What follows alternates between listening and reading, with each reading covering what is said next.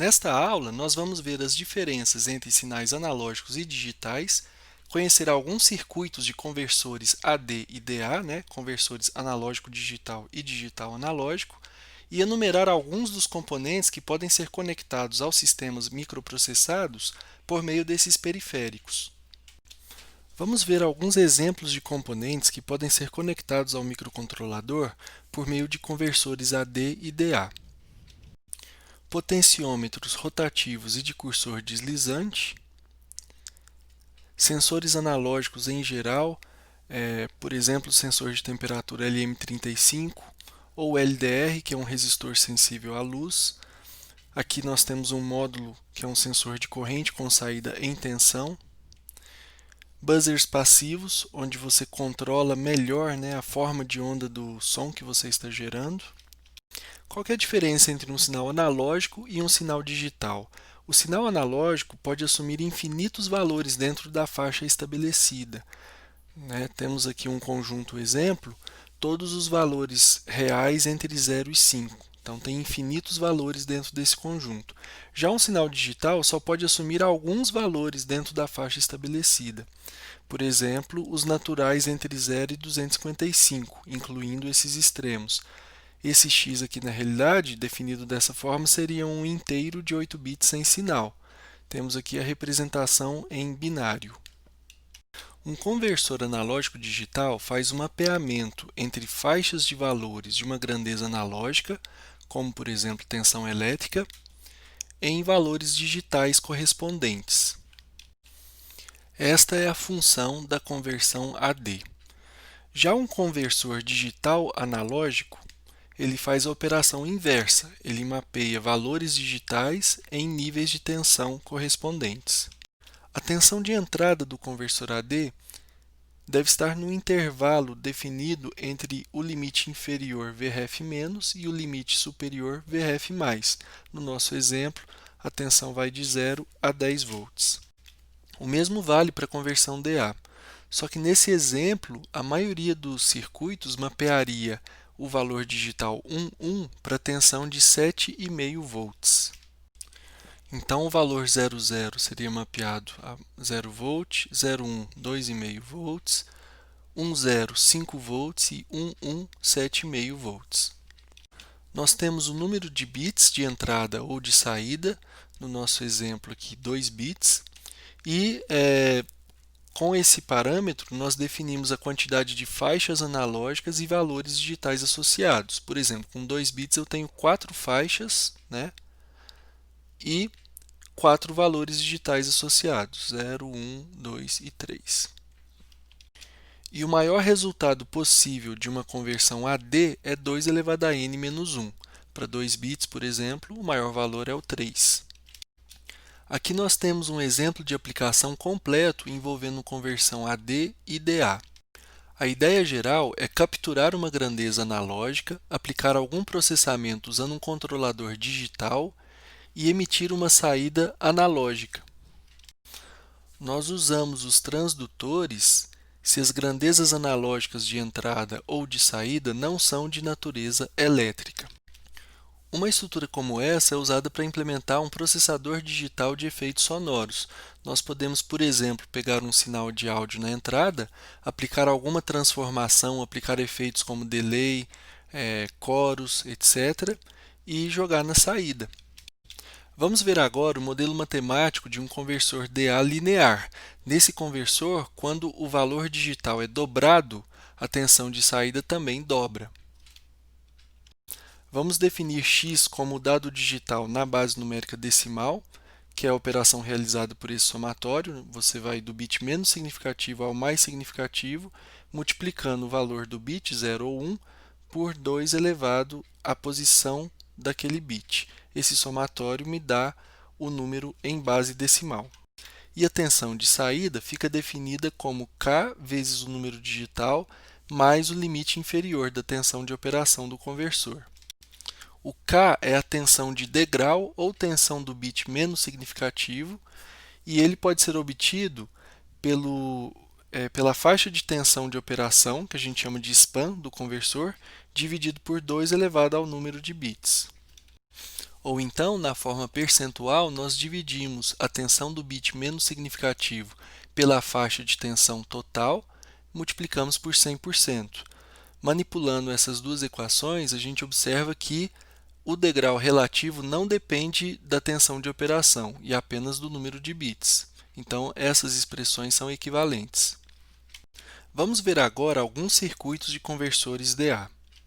Nesse primeiro modelo, nós temos um amplificador operacional na configuração somador-inversor. Ele realiza a soma ponderada das entradas. O ganho de cada entrada é a resistência na realimentação dividido pelo valor da resistência associada àquele sinal de entrada. Então, para o bit mais significativo, nós vamos ter ganho unitário. Para o segundo bit mais significativo, o ganho vai dar meio, e assim sucessivamente, até o bit menos significativo. Nesse circuito, a tensão é negativa, mas esse comportamento pode ser alterado simplesmente adicionando, um amplificador operacional inversor de ganho unitário logo aqui na saída. Esse conversor sofre de duas grandes limitações. A primeira se refere à tolerância dos resistores usados.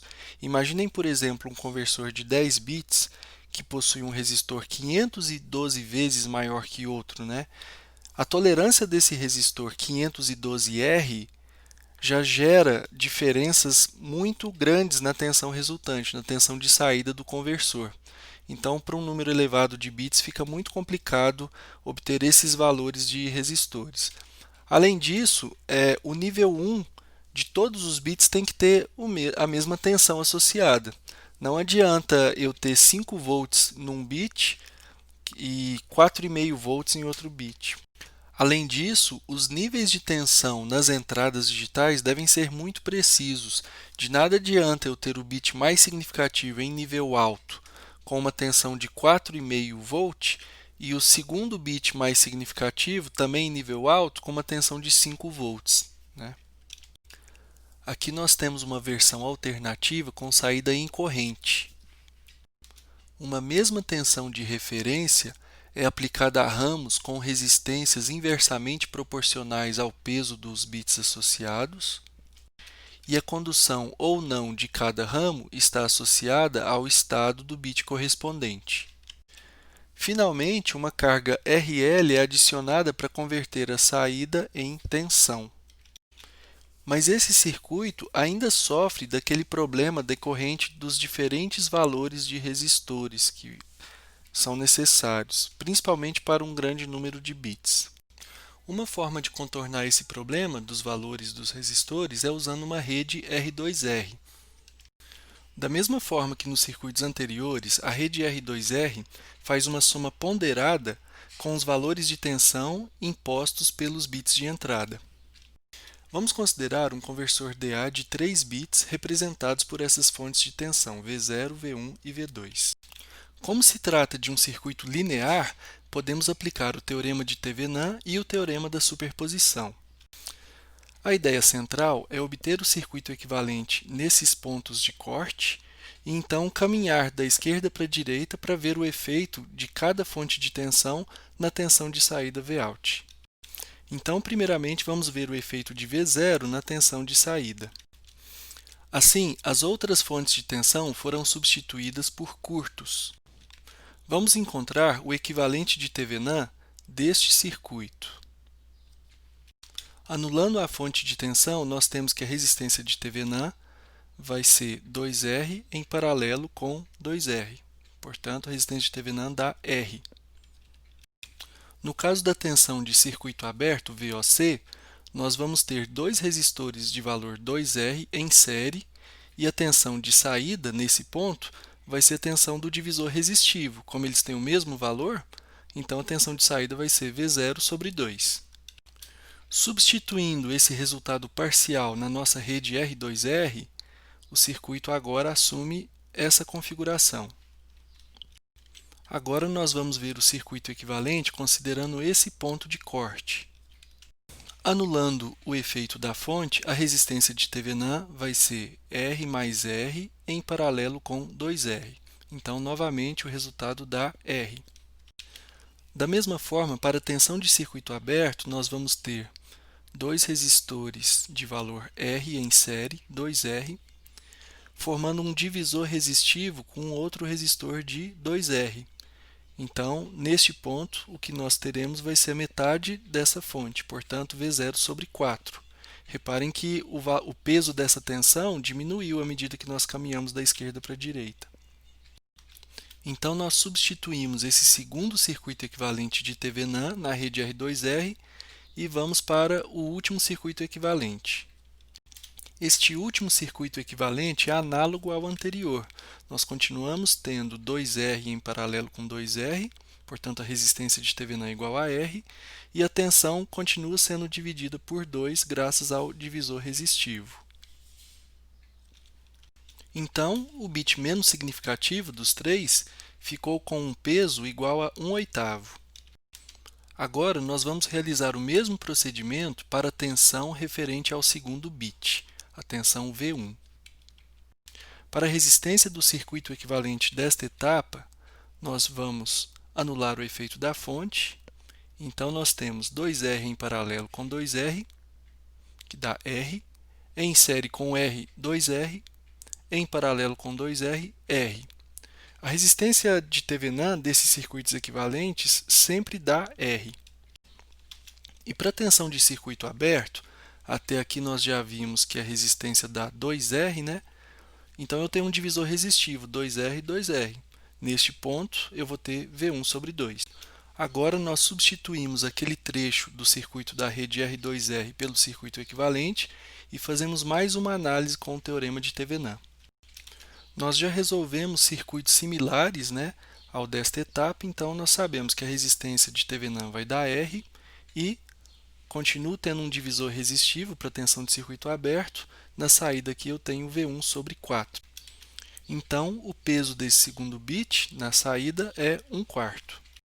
E finalmente nós vamos fazer o circuito equivalente para saber o efeito do bit mais significativo, representado aqui pela tensão V2. Então, novamente, a resistência de Thevenin dá R. Vejam que interessante. 2R em paralelo com 2R, R, mais R, 2R em paralelo com 2R, R, mais R, 2R em paralelo com 2R, R. E para a tensão de circuito aberto, eu já sei que até aqui eu posso substituir todo esse trecho por um resistor 2R, né? Então, eu tenho de novo aquele divisor resistivo. E nos pontos de interesse, a tensão de saída que eu vou ter vai ser V2/2. Assim, o peso do bit mais significativo é meio. Finalmente, nós temos a expressão para a tensão de saída, definida como uma soma ponderada das tensões associadas aos bits de entrada. Aqui está o nosso exemplo, né, para 3 bits, ou então, genericamente, a mesma expressão na forma de somatório. Para n igual a 3, como no nosso exemplo, você teria aqui no denominador 2 ao cubo, 2 ao quadrado e 2 elevado a 1. Uma outra forma de realizar uma conversão DA é conectar um filtro passa-baixas numa saída PWM. PWM é o próximo tópico do nosso curso. Além disso, a conversão pode ser realizada por modulação sigma-delta, que não será abordada nesse curso, e nós temos também soluções híbridas que usam mais de uma abordagem para realizar a conversão. Para quem quiser mais informações sobre o assunto, eu deixo aqui uma referência que é o Handbook de Conversão de Dados do Walt Kester. O conversor AD faz a operação inversa, ele mapeia uma tensão de entrada num valor digital de saída. Ele trabalha numa faixa de tensão, ou span, e se você manipula a expressão do conversor DA, isolando o x, você obtém essa expressão, o V, que agora vai ser de entrada, né, menos o limiar inferior dividido pelo degrau. Só que o conversor AD, ele sempre realiza alguma forma de arredondamento, depende do circuito utilizado. Ele pode arredondar o valor obtido para baixo, para cima ou para o inteiro mais próximo. As expressões para o tamanho do degrau ou tensão do bit menos significativo e o degrau percentual são as mesmas do conversor DA. Uma das possíveis arquiteturas para implementar um conversor AD envolve o uso de um conversor DA interno. Nesta arquitetura, um controlador testa valores digitais, aplica esses valores no conversor DA E o nível analógico obtido, VA', é comparado com o sinal de entrada, VA.